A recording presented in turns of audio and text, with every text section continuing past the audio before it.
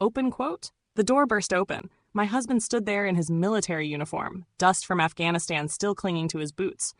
But I wasn't alone, and the person with me, it wasn't what he thought. What happened next destroyed us both, until the truth finally came out. Close quote. I'll never forget the look in his eyes that night. It wasn't just shock, it was betrayal, confusion, and something deeper that shattered both of us. For a split second, time froze. My heartbeat pounded so loudly in my ears that I couldn't even hear my own breath. I felt my world crumbling, and I hadn't even said a single word yet. "Jake, wait," I stammered, stepping toward him. But he had already dropped his duffel bag with a thud. His jaw clenched so tightly I thought it might crack. His hands curled into fists at his sides. His uniform was still dusty, his eyes bloodshot from the long flight home. He wasn't supposed to be back for another 3 weeks. I hadn't expected him. Not tonight. Not like this. Beside me on the couch sat Michael. He was older, clean-shaven, wearing a crisp, button-down shirt. He stood up quickly, raising his hands like he was surrendering. "Jake," he began, his voice calm, almost too calm for the storm that was brewing in my living room. "This isn't what it looks like." But Jake didn't hear him. Or maybe he did, and it just made things worse. He took a step closer, his boots heavy on the hardwood floor. The air between us thickened, heavy with misunderstanding and everything unsaid.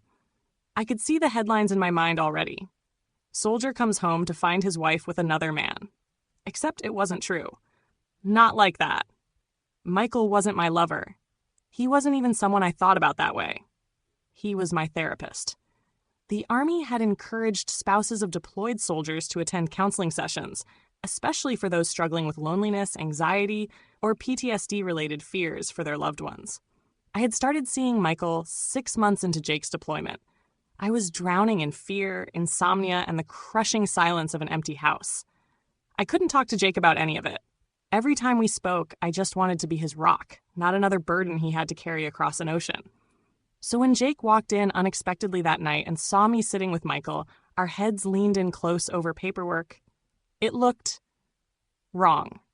And I can't even blame him for what he thought. The wine glasses on the coffee table didn't help, nor did the soft music playing in the background. I had lit a candle earlier to calm my nerves. It all painted the worst possible picture. He turned away before I could explain, storming down the hallway toward the bedroom we had once shared. "Jake, please," I cried, following him. "Don't," he barked, spinning around. "Don't even say my name right now." The sound of his voice sliced through me.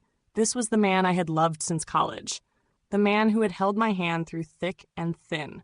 And here we were, standing in the ruins of trust that hadn't even been broken the way he thought. Michael quietly gathered his papers and bag. "I'll leave," he said softly. "This isn't the time for explanations. But Jake, my office number is in the file. Please call me when you're ready to talk." Jake didn't answer. He just stared at me like he was looking at a stranger. When the door closed behind Michael, the silence grew unbearable. The only sound was the faint ticking of the wall clock. It was 9:13 p.m., a time that would be burned into my memory forever. Our story hadn't started like this. Jake and I met during our sophomore year at the University of Michigan. He was studying mechanical engineering, quiet and disciplined, with a dry sense of humor that took time to understand, but rewarded you with warmth when you did. I was majoring in psychology, talkative, and always surrounded by people. He used to sit at the far end of the library, focused on his books while I studied in noisy cafes. One rainy afternoon, I tripped over his backpack near the library entrance, scattering my notes everywhere. Instead of being annoyed, he helped me gather them, and we ended up talking for almost 2 hours. That was the first time I saw his smile up close. It was shy, almost boyish, and it made something flutter in my chest. By the end of that semester, we were inseparable. Jake wasn't the type to make grand romantic gestures, but when he loved quietly and completely. On my 21st birthday, he gave me a small silver compass pendant. "So you'll always find your way home," he'd said. That pendant hung around my neck the night he left for Afghanistan. The deployment changed everything.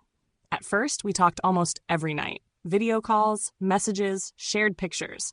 But war zones aren't predictable. The calls became shorter, the connection worse. Sometimes weeks would go by without hearing from him. I tried to stay strong, but the silence gnawed at me. Every time the phone rang unexpectedly, I would freeze, terrified it was the call every military spouse dreads. I joined support groups. I kept busy with work at the community center. But late at night, lying in our empty bed, the anxiety grew claws. That's when I met Michael. He specialized in military family counseling. He didn't judge me for my fears.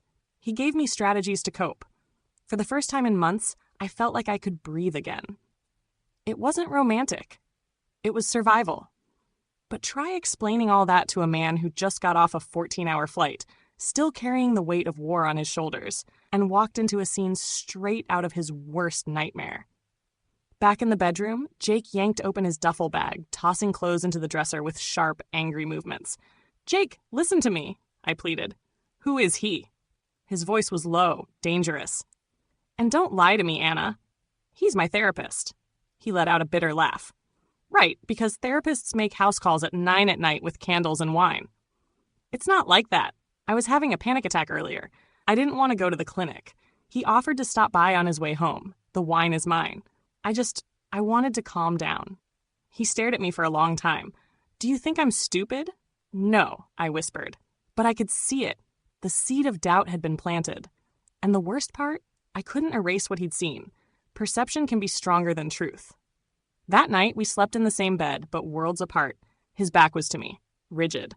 I lay awake, staring at the ceiling, tears sliding silently down my cheeks. I wanted to reach out and touch him, to explain everything until he believed me.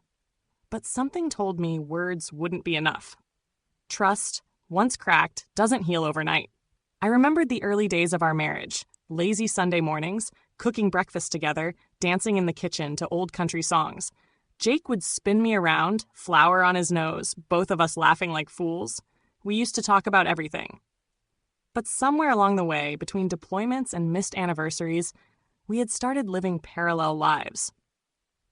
I hated that Michael had to be the one sitting with me that night. If Jake had just arrived 10 minutes earlier or later, he wouldn't have seen what he saw. Timing, I realized bitterly, can destroy everything. The next morning, sunlight streamed into the room. Jake was already up, dressed in jeans and a t-shirt, sipping coffee at the kitchen counter. He didn't look at me when I walked in. "Morning," I said cautiously. He grunted. "I made breakfast," I offered, setting down a plate of pancakes I'd tried my best to make perfect. "I'm not hungry." The coldness in his voice cut deeper than any argument could. It wasn't explosive anger anymore. It was withdrawal. And that terrified me more than his shouting last night. I sat down across from him. "Jake, we need to talk." He didn't answer, just stared into his coffee like it held answers. "Please," I whispered. He finally looked up. His eyes were tired. "Anna, do you have any idea what it's like to spend months out there, wondering every day if you'll make it home? And then the one thing that keeps you going is the thought of us, of you waiting for me, and then to come home and see." His voice broke. He clenched his jaw again. "I can't unsee that." Tears welled up in my eyes. "I know, and I'm so sorry you had to walk in on that. But I swear to you, Jake, I haven't cheated. I would never." He sighed, rubbing his forehead. "I want to believe you. God, I want to. But right now, everything in me is screaming not to." His honesty gutted me, because that was Jake, blunt, sincere, loyal to a fault. If he didn't trust me, it wasn't out of malice. It was because something inside him had genuinely cracked. I wanted to reach across the table and take his hand, but something told me he'd pull away. Instead, I folded my hands in my lap and forced myself to speak slowly, calmly. "Jake, do you remember when we promised we'd talk, no matter what? That we'd never let silence grow between us?" He gave a small, bitter smile. "Yeah, that was before life got messy." "Life's always been messy," I whispered. "We just used to face it together." For a moment, his eyes softened, just slightly.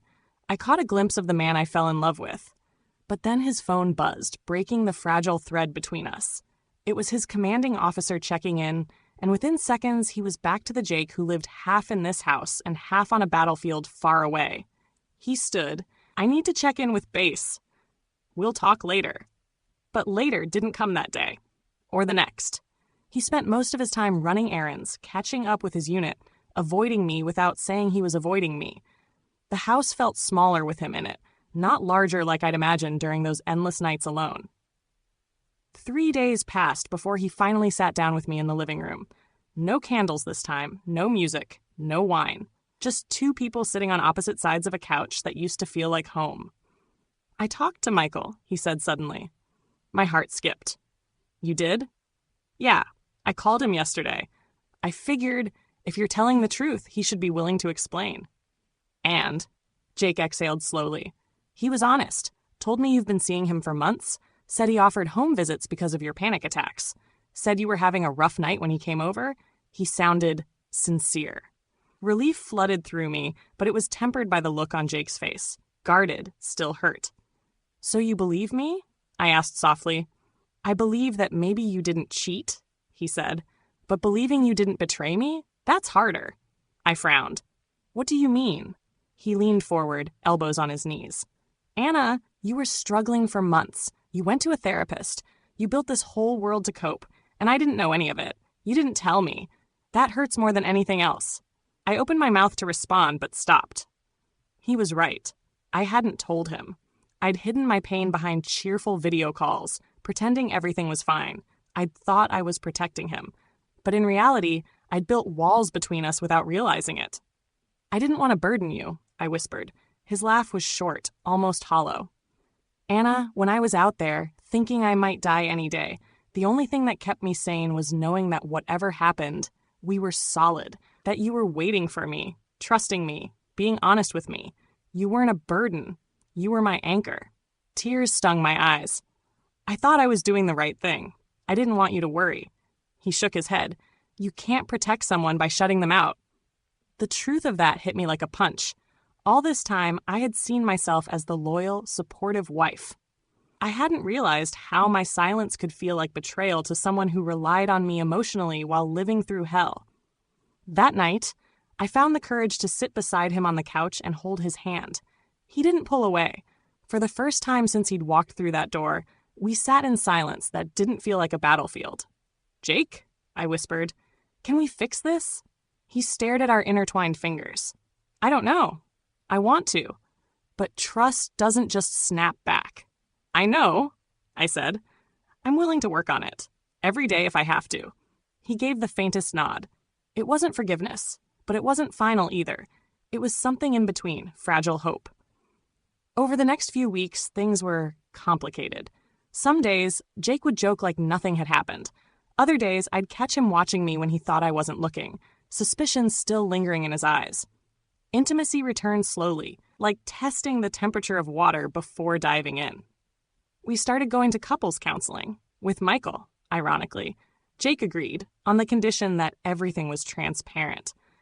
The first few sessions were brutal. We peeled back layers we'd both ignored for too long. Jake talked about his fears overseas, the constant adrenaline, how coming home often felt harder than being deployed. I opened up about the loneliness, the pressure to stay strong, the guilt every time I smiled while he was at war. For the first time in years, we were talking honestly. And honesty hurts, but it also heals. One evening, about 2 months after his return, Jake and I went for a walk around the lake near our house. The sun was setting, painting the water gold. He reached out and took my hand without hesitation. That simple act made my chest tighten with emotion. "Do you remember when we used to come here during college?" he asked. I laughed softly. "You used to skip stones and pretend you weren't trying to impress me." "I wasn't pretending," he said with a grin. "I was actually terrible at it." We both laughed. It felt normal, for the first time in a long time. He stopped walking and looked at me seriously. "I'm not gonna lie. That night, coming home and seeing you with him, it's burned into my brain. I can't just erase it." "I know," I said quietly. "But," he continued, "I also can't ignore how hard you've been trying and how much I still love you." I blinked back tears. "I love you too, Jake. Always have. Always will." He squeezed my hand. "Then let's keep choosing each other. Every day. Even when it's messy." The road wasn't magically smooth after that. Healing isn't linear. There were setbacks, moments when a casual comment triggered Jake's insecurities, or when my anxiety made me retreat. But now, instead of letting silence fester, we talked. We argued honestly. We faced the cracks together. One night, about 6 months later, Jake surprised me. He came home early from base, holding something behind his back. I was in the kitchen, wearing one of his old t-shirts, making dinner. "What's that?" I asked. He pulled out a small box. Inside was a new compass pendant, engraved with the words, "We found our way back." I covered my mouth, tears welling. "Jake," he stepped closer, cupping my face. "I don't ever want to lose us again." I nodded, unable to speak. That night, as we danced slowly in the kitchen, the past still existed, but it no longer defined us. We had rewritten our story. Looking back now, I realized that what almost broke us wasn't infidelity. It was silence, misunderstanding, fear of being vulnerable. Jake and I had loved each other deeply, but love alone isn't always enough. You have to keep choosing honesty. You have to let the other person see your cracks, not just your strength. The night he came home early will forever be a scar on our history. But scars can tell stories of survival too. And ours is one of learning, of forgiveness, of fighting not against each other, but for each other. And every time I wear that compass, I remember, love doesn't mean never getting lost. It means finding your way back together. The house was quiet that morning, the kind of quiet that felt heavy with unspoken words. The sunlight spilled across the hardwood floors, catching on the tiny baby clothes Sarah had already folded in the nursery. She moved slowly, mindful of the baby bump that had grown noticeably since Jake's return. Every step reminded her of the life inside her, the boy she and Jake had dreamed of for months. Jake was in the kitchen, unpacking his gear from the previous day. His uniform smelled faintly of laundry detergent, a domestic comfort that contrasted sharply with the dust and smoke of Afghanistan that still lingered in memory. He glanced at her, eyes softening for a moment before the familiar edge of caution returned. "You're up early," he said, his voice still carrying that military cadence, precise yet warm. "I couldn't sleep," Sarah admitted, adjusting the robe around her belly. "Just thinking." Jake leaned against the counter, arms crossed, studying her with that piercing gaze she'd both loved and feared. "About Marcus?" Her stomach clenched at the mention of his name. "No, not really. I mean, part of it. But mostly about us. About how everything is going to change." Jake stepped closer. "It's going to change, yes, but it's going to be okay. We survived the hardest part, trusting each other after that day." Sarah's lips trembled. "I just want to make sure we don't make mistakes this time, that we don't let fear or assumptions ruin what we've fought for." Jake reached out, brushing a stray strand of hair from her face. His touch was careful, reverent, like handling something fragile. "We won't. Not if we keep talking. Not if we keep choosing each other." For a moment, they just stood there, the quiet of the house stretching between them. Then the phone on the counter buzzed, breaking the fragile intimacy. Jake picked it up, frowned, and spoke in low tones. Sarah overheard just enough. "Orders, transfer, new base." Her heart sank. Jake hung up and met her gaze. "They want me to report in 3 weeks. Fort Riley." Her mind raced. 3 weeks. That was before the baby arrived. That was before she felt ready for another separation like the last one. "Jake, I know," he said, his hand resting on hers, squeezing lightly. "I don't like it either. But this is Army life. You know that, and I can't say no." Tears welled in Sarah's eyes. "I know. I thought we had a little time, to prepare, to enjoy these months before he comes." She placed a hand on her belly, instinctively protective. Jake softened. "We'll make it work. We always do." The next days were a delicate dance of preparation and silent fear. Sarah spent hours organizing the nursery, folding clothes, assembling the crib, imagining the baby's first smile. Jake tried to be helpful, though he was preoccupied with military forms, briefings, and planning the move. Marcus appeared one afternoon, dropping off groceries as he had for months. The familiarity of his presence was comforting, but tension lingered in the air, an unspoken acknowledgement of the storm that had nearly destroyed everything. "Hey," Marcus said cautiously, placing a bag on the counter. "How are you feeling?" "Better," Sarah replied, forcing a smile. "The doctor said the baby's healthy. We just need to take it slow. With everything coming up," Marcus nodded. "I understand. And, Jake knows about the transfer, right?" "Yes," she said softly. 3 weeks. Fort Riley. I think we're going to have to figure out how to manage." Marcus hesitated. "If you need anything, Sarah, don't hesitate. You know I'm just a phone call away." She gave him a grateful look. "I know. Thank you, Marcus." As he left, Sarah felt a mixture of relief and anxiety. Marcus's help had been invaluable, but now with Jake's transfer looming, the stakes felt higher than ever. That evening, Jake and Sarah sat in the nursery.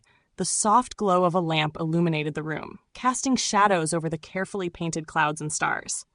"Do you ever worry," Sarah began, "that the distance will, I don't know, undo everything we've rebuilt?" Jake took a deep breath. "I won't lie, I worry, but I also know that this is different now. We've faced worse. We've faced mistrust, fear, misunderstanding, and we survived. But what if the baby comes early? What if something happens?" Sarah's voice cracked. Jake took her hand, holding it firmly. "Then we face it together, just like before. You're not alone, Sarah. Never again." They sat in silence for a while, letting the weight of the words sink in. A week later, Sarah felt the first real pangs of labor. Panic surged through her. She had planned for Jake to be home during the birth, to experience the moment together. But with his transfer approaching, that plan seemed suddenly fragile. She called Marcus in a rush. I think it's starting. I need help." Marcus arrived within minutes, calm and steady. He guided her through the contractions, calling the doctor and preparing the emergency bag. Every instruction was precise, every movement measured. Sarah felt a strange comfort in his presence, a lifeline in the chaos of uncertainty. Then Jake called. "Sarah? I'm fine," she gasped, sweat and fear mingling. "But it's happening now. The baby—" "I'm on my way," he said immediately, panic and determination in his voice. Within 20 minutes, Jake arrived, out of breath, uniform wrinkled, eyes wide with emotion and fear. He took one look at Sarah and the tension in the room and realized how close they were to something life-changing. "You're here," she whispered, relief flooding her voice. "I'm here," he said firmly. "I'm not going anywhere." Marcus stepped back, giving them space, though the unspoken tension lingered. Jake's gaze flickered to Marcus briefly, acknowledging the man who had been there, yet silently asserting the boundary that only he could hold in this moment. The birth was long and intense. Every contraction, every push, every moment of doubt and pain was a shared experience between Sarah and Jake. Marcus supported quietly, handing towels, making calls, but he remained an observer, a stabilizing presence. Hours later, the room filled with the cry of a newborn. Jacob Marcus Mitchell entered the world at 11:47 p.m., 8 pounds, 3 ounces. Jake held Sarah's hand, tears streaming, unable to speak. "He's perfect," Sarah whispered. Jake kissed her forehead. "No, we're perfect. We did this together." Marcus stepped forward for a moment, his eyes misty. He's incredible, just like you said. You both did amazing." Jake nodded, gratitude and relief in his expression. "Thank you, Marcus. Truly, you helped when we needed it most." The following weeks were a whirlwind of diapers, feedings, and hospital visits. Jake and Sarah adjusted to the new rhythm of parenthood while planning for his upcoming transfer. The looming move added a layer of stress neither could ignore. Then came the first real challenge. Jake received a message from his commanding officer. Unexpectedly, he was required to leave within 10 days, not 3 weeks. Sarah felt her heart drop. "We can't make it work," she whispered, fear tightening her chest. Jake shook his head. "We will. We have to. But we need a plan, Sarah. A real plan." They spent the night discussing options: temporary relocation, family help, daycare. Marcus offered to help again, this time more than groceries. He could be an emergency backup, a trusted ally during Jake's absence. Sarah felt a twinge of guilt. The line between gratitude and reliance was blurry. But Jake reassured her. "It's not betrayal, Sarah. It's trust. We trust Marcus, and we trust each other. That's all that matters." The night before Jake's departure, the three of them sat together in the nursery. The baby, barely a month old, slept peacefully in his crib. "Take care of him," Jake said softly, looking at Marcus. "I will," Marcus replied, "and you focus on everything else." Jake turned to Sarah, cupping her face. "Promise me, no more secrets, no more hiding things because you think you're protecting me." "I promise," she whispered. "Good," he said, smiling faintly through exhaustion. "Because we're a team now, always." The next morning, Jake left. Sarah watched him go, holding their son, heart heavy but full of determination. She knew challenges lay ahead. The army would not bend, life would not pause, and yet somehow they had learned to navigate the chaos together. Marcus stayed for the first week, helping with the baby, managing household needs, and offering silent support. Sarah realized that support, when honest and well-boundaried, was not betrayal. It was survival. The house was quiet again, but this time, the quiet felt different. It was layered with hope, trust, and resilience. The baby's cries punctuated the air not as alarm, but as a reminder that life, no matter how chaotic, could be beautiful. And Sarah understood something crucial. Love wasn't about perfection. It was about endurance, transparency, and choosing each other every day, even when the world threatened to pull them apart. The days blurred into a rhythm of midnight feedings, endless diaper changes, and the quiet hum of a home learning to breathe with a new life inside it. Sarah watched her son, Jacob Marcus, sleep in the crib she had painted with clouds and stars, and she marveled at how fragile and miraculous life felt. Every tiny movement, every flutter of his little hands reminded her of everything they had survived. The misunderstandings, the long deployments, the moments where trust had almost shattered. Jake had left only a week ago, but it already felt like an eternity. The military world had pulled him back with an invisible hand, and Sarah was left in the silence of their home, navigating motherhood with a mixture of awe and panic. Marcus had offered to stay longer, insisting he would help whenever she needed, but Sarah felt the tightrope of boundaries. She didn't want her son's father to feel replaced, yet she knew she needed support. One morning, as sunlight streamed into the nursery, Sarah felt a sharp pang of fear.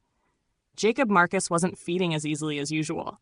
She tried to soothe him, rocking him gently, but his small cries escalated into frantic wails. Panic rising, she called the pediatrician, who instructed her to come immediately. Marcus jumped into action, helping her pack the car, managing the baby bag, and driving carefully through the early morning traffic. His calm presence was like an anchor, steadying her frantic nerves. Yet, as they approached the clinic, Sarah noticed Marcus's face tighten. There was something unspoken there, a tension she couldn't name. The doctor examined Jacob Marcus thoroughly, and after a tense half hour, finally smiled. He's fine. A little reflux, very common, but he needs careful feeding and some adjustments in positioning. Nothing serious, just requires attention. Relief washed over Sarah, and she clutched Marcus's hand instinctively. Thank you for being here. I don't know what I would do without you. Marcus shook his head gently. You're stronger than you think, Sarah, but you're allowed help. Don't ever feel guilty for needing it. Sarah nodded, swallowing back tears. She realized that these words were not just about today. They were about everything. The months Jake had been away, the emergency at the hospital, the nursery preparation, the life-altering moments she had navigated alone and with Marcus's guidance. Meanwhile, Jake's transfer was looming, the countdown creating a quiet tension in every phone call.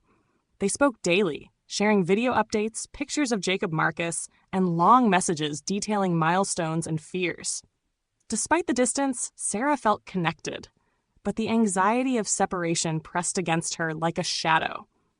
One evening, as she fed Jacob Marcus, she heard a knock at the door. Marcus stepped in, holding a small envelope. "This came for you today," he said quietly. She took it, puzzled, and opened it. Inside was a formal letter from the hospital where she had delivered, an invitation to participate in a new study on postpartum health for mothers with complicated pregnancies. Her heart raced. Participating could mean additional appointments, research benefits, and support, but it would also mean juggling Jacob Marcus, Jake's absence, and daily life. "I don't know if I can do this," she whispered to Marcus. "You can," he said firmly. "And if you need help, I'm here, just like before." The weight of his loyalty, his presence without overstepping, reminded her of everything they had built. This wasn't about crossing boundaries. It was about survival and trust. Days turned into weeks, and soon Jake's final departure arrived. Sarah watched the car drive away, Jacob Marcus in her arms, and the house felt enormous in its silence. She took a deep breath and focused on the tasks ahead, adjusting to life as a single caregiver during Jake's deployment, participating in the study, and navigating family expectations. Her parents called frequently, offering advice and assistance, but there was tension too. Her father, recovering from illness, insisted that she prioritize rest, while her mother pressed her to involve family more in Jacob Marcus's upbringing. Sarah appreciated their concern, but often felt pulled in multiple directions, juggling their advice, her instincts, and Marcus's support. One afternoon, Marcus arrived with groceries and a warm smile. "How are you holding up?" Sarah sighed. "Exhausted. But okay. Mostly okay. I think I finally realized something. Help doesn't mean weakness. It means surviving. It means trusting others without losing ourselves." Marcus nodded, his expression gentle. "Exactly. And Jake, he would want you to accept support, not feel guilty about it." The baby stirred in her arms, and Sarah felt a rush of warmth. Despite the anxiety, despite the looming challenges, life was moving forward. Every cry, every smile, every milestone was a testament to endurance, love, and choice. Weeks later, Jake called unexpectedly. "Sarah, I need to talk. It's urgent." Her pulse quickened. "What is it?" "I can't explain fully over the phone. Can you meet me halfway? I'm stuck at base, but I need to see you and Jacob Marcus. It's important." Sarah agreed, driving to the agreed location. When she arrived, Jake stepped out of the car, uniform crisp, face tense. His eyes softened as they fell on her and their son, but there was something heavier in his gaze. "Jake, what's wrong?" she asked. "I got a sudden deployment order," he admitted, voice low. "It's a dangerous assignment, and it's starting in less than 2 weeks. I had no choice in timing." Sarah's heart clenched. "We barely managed last time. The baby's barely adjusting. How are we supposed to manage?"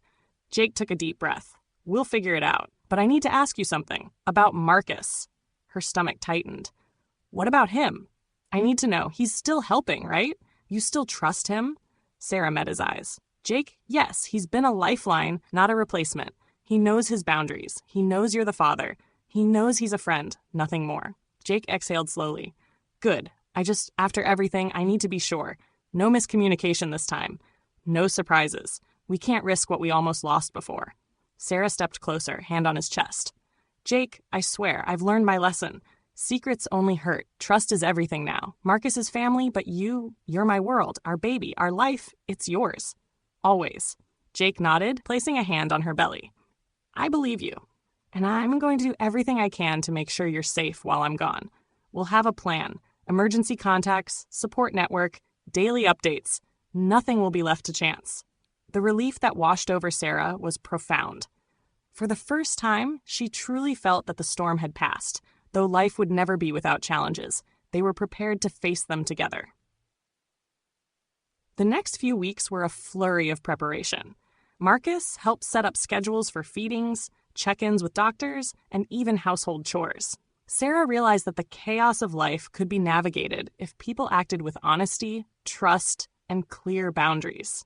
Jake spent long hours coordinating remotely, video calling during breaks to see his son, giving instructions, and making plans for weekend visits whenever possible. Every interaction reinforced the bond they shared, a bond built not on convenience, but on resilience and unwavering commitment. Finally, the night before Jake's deployment, they gathered together in the nursery. Jacob Marcus slept peacefully, a soft blanket tucked around him. Marcus looked on quietly, understanding his role. Supporter, friend, family ally. Jake knelt beside Sarah, cupping her face. "No matter what happens," he said, voice firm, "we are a family. We survive together. We communicate. We trust.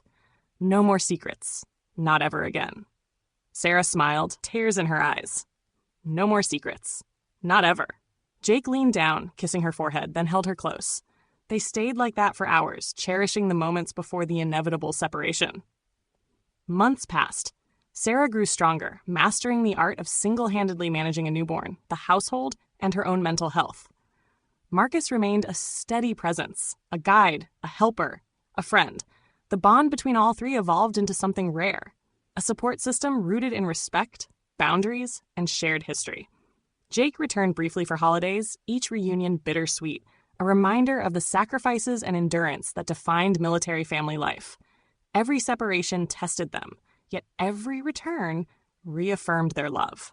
By the time Jacob Marcus turned 1, the Mitchell household was thriving. The baby's laughter filled every corner. Jake's uniform was back on display in a place of honor, and Marcus was considered an integral part of their extended family. They had survived separation, suspicion, fear, and life's unexpected twists. Sarah reflected on everything: the day Jake came home early, the near collapse of trust, the pregnancy complications, the frantic ER visits, Marcus's unwavering support, and the challenges of Army life. Every hardship had been a lesson in patience, communication, and resilience. On the backyard grass, Sarah held Jacob Marcus's tiny hand while Jake cheered him on as he took wobbly first steps. Marcus clapped from the side, proud and supportive. They laughed, cried, and celebrated the beauty of survival together. Jake looked at Sarah, eyes green and shining. "You know what I think about sometimes?" "What?" she asked. "If I hadn't come home early that day, if we had done the perfect surprise, we might have missed the lesson.